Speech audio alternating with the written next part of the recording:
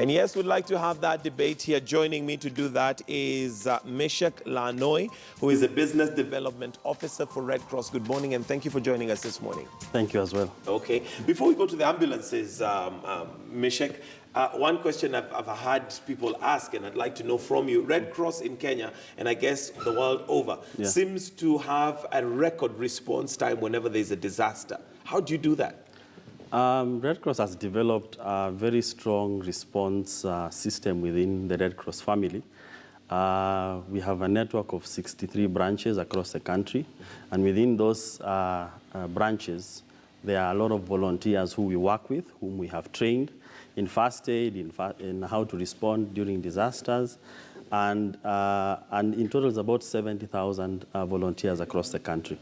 So when we receive a call, because most people call us when there's an emergency, we easily activate our teams because because of that system that we've developed within. Okay, so you have a system on the ground where basically when something happens, you're able to dispatch almost immediately. Yes. Okay. And all the different units that need to be dispatched. There are those that go to respond, and there are those who need to do search and rescue.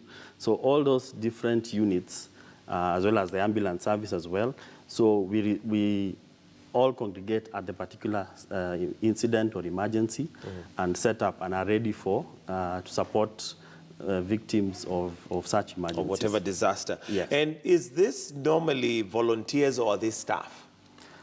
A large majority are volunteers because they believe in the Red Cross mandate of alleviating human suffering. So they come to work with us, and also because we also enhance their skills in how to be able to be, or rather to give an impact in the community. So they value that within themselves. So that's also one of the motivations for them to come and support us. Okay. Yeah. Well, let's talk about ambulances because that's why you're here. Yeah. And first of all, majority of Kenyans may not know that there's actually availability of ambulances that one can have access to. Maybe tell us about that. Yes. In just before 2010, there was a time our boss, our Secretary General, Dr. Abbas Gulet, had an emergency with one of his staffs. And when he tried to source for an ambulance to respond to that emergency for the staff, none was available at that time because it was later in the evening. So that put a resolve in himself so that, we need to have a service that is available anytime it is needed. And therefore, in 2010 is when Emergency Plus Medical Services was born, which is a commercial entity fully owned by Kenya Red Cross that has a fleet of ambulances that responds to emergencies. Where we found that there is a gap is when from the emergency to the hospital. Right. At the hospital, there are so many other facilities, there are doctors, there's machines that one can be able to receive help from. But from the emergency to the hospital, that's where we find the gap that's there, as well as you would find a lot of people become worse before they even get to the hospital. And there's even, I forget the term that is used of that window period where between, say for instance, an accident and where you actually get help, it is critical in life-saving. Yes. It's called the golden hour. Golden hour, that's the word I was looking for. Yes. So it's essentially the hour, that golden hour means from the moment you receive the emergency call or when the emergency has taken place, up to the time they receive, or up to the time they are received at a medical facility. What care have they received during this period of time? Right. So it's assumed, and actually not really assumed, but research says that this is the most critical time because that's when if you don't receive care, then you probably are likely to get worse or have some permanent. Be fatal. Yes, yes. Okay, so how does now the gap was found and that gave birth to the emergency, the medical emergency service that you're talking about. Yes. But how does it work? Okay, for the emergency medical services, which in short is E+, it's an ambulance service that when any individual calls for in any form of emergency, whether it's a medical emergency, whether it is a road traffic accident, which is more like a trauma kind of an emergency, we respond to that emergency, and then we offer treatment either on site or we stabilize the patient. If the patient is at a serious condition, we stabilize them, then we take to hospital. Because if you don't stabilize before, you will not have solved the problem. Right. Yeah. Okay. And how do I access the service, the ambulance, specifically the ambulances? It's really quite simple because we wanted to make it very simple. And accessible. And accessible to all members of the public, because as the mandate of our mother organization, which is Kenya Red Cross, is to make sure that we've reached the vulnerable, we've reached everybody. So it is just a phone call away. You make a call to our emergency number, which at the end of that emergency line, there's a dispatch center and the emergency operations center, which is open 24 hours a day, 365 days a year. So when you make the phone call, then you state what kind of emergency you have. The person on the other end of the line is a medical officer. They are able to, they'll ask you certain questions just to be able to understand what kind of emergency it is. And they have training in what you call pre-hospital care and critical care management, which enables them to also diagnose what would be the emergency that our team will be responding to, and how to prepare the team that is responding, so when they arrive, they have a brief. Yes, yeah. So, and then at the same time as the ambulance has been dispatched, the dispatcher is also talking to the person who's called, because again, sometimes people could be emotional at that moment. So they are able to talk to them and tell them, start to do this, or even how is the patient doing, and is someone else there with you, so that if you need further information, because sometimes when you are emotional, you may not give full information. Right. Yeah. But our ambulance is dispatched, and our general response time is 16 minutes, an average response time across the country. 16 minutes? Yes. That's pretty impressive. Yes. Now, the kind of emergencies you're talking about, are they when it's critical? Or, for instance, you may have somebody who possibly, let me just use an example, maybe like an asthma attack, which maybe can be controlled and sorted out well before you get to hospital, whereas you have somebody else who has maybe had an accident, they're bleeding and all that. Are there categories at which maybe you don't respond, but just give telephone advice? Or do you respond to all of them? Two things. One, the same emergency line is also a medical helpline, because sometimes you have you suspect you're unwell at night, and you may not have access to, or you may not have been in a position to rush to hospital at that time. So the same line can be a medical helpline. You can be able to ask, this is how I'm feeling, because our team is very, the training that they have enables them to quickly diagnose issues. And then secondly, the same, when you make that phone call, the dispatcher can be able to evaluate what level of emergency it is.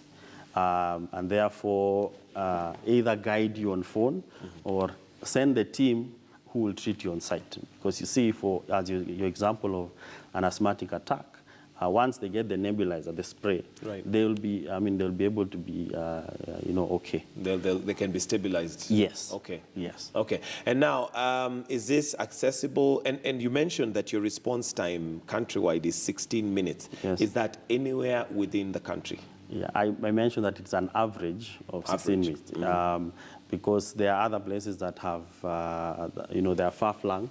So we may not be able to make the 16 minutes, but the normal average time is 16 minutes. We are in more than 33 towns in the country, and we have a fleet of 128 ambulances, which pretty much is the second biggest ambulance fleet in Africa outside of South Africa.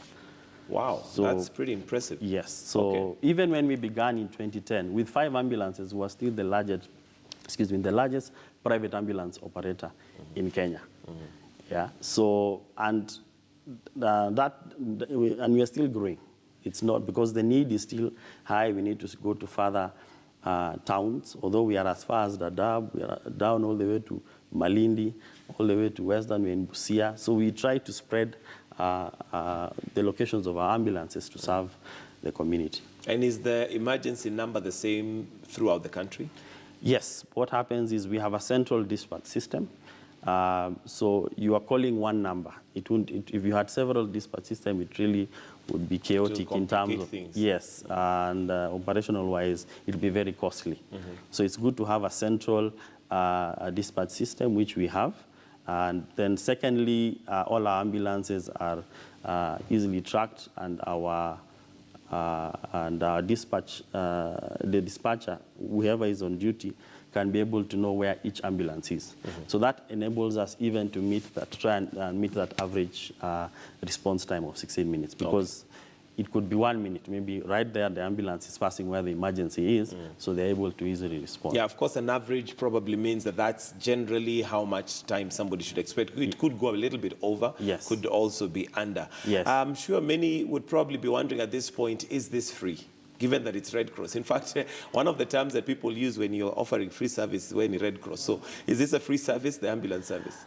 No, it's not a free service. The Emergency Plus Medical Services is a commercial entity that is fully owned by Kenya Red Cross.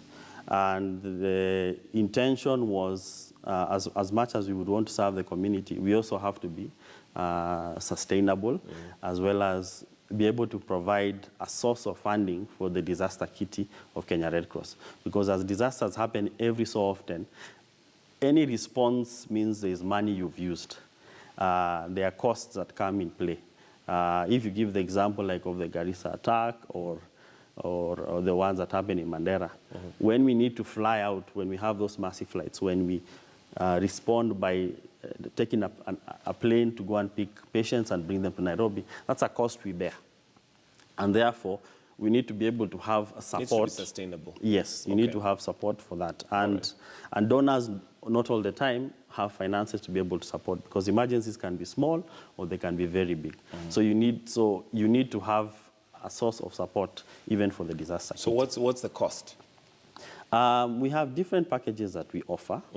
We have a package for individuals, which we charge 3,000 shillings per year.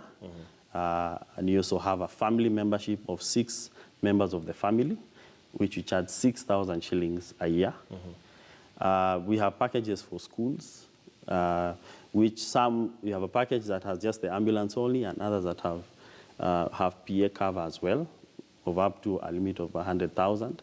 So those are some of the products we have. We also have a corporate product, which there's a range depending on the number of staff in an organization.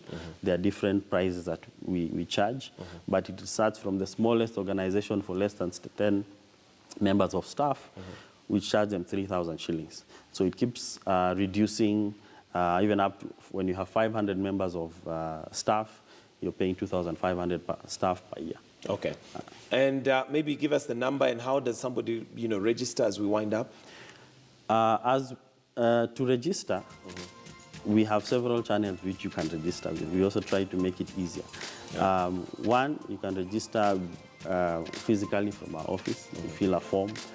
Then you can be able to make your payments. Our requirements is just a sketch map of where you stay, your place of residence, and passport photographs of yourself and of your family. And of course, now the payment.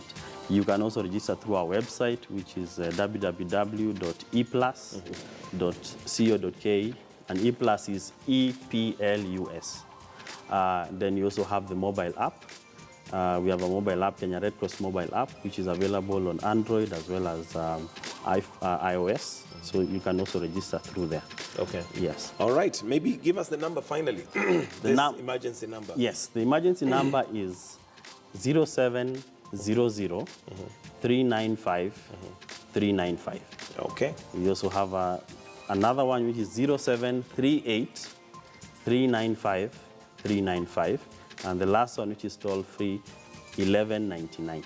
1199. Yes. Okay. Yes. Thank you very much, Mishek. We'll have to wind it up right there because of time. We appreciate that information. Yes. And therefore, so if you need emergency services of an ambulance, remember, there is access. And, well, we're going to take a short break, but when we come back, it's time for us to have our person of interest. And this morning, it is none other than Esther Muthoni Pasaris. And remember, the question of the day this morning is, do you think she has what it takes to be the governor of Nairobi? Do you think Esther Passaris has what it takes to be the governor of Nairobi? We'll be right back with Person of Interest in just a bit.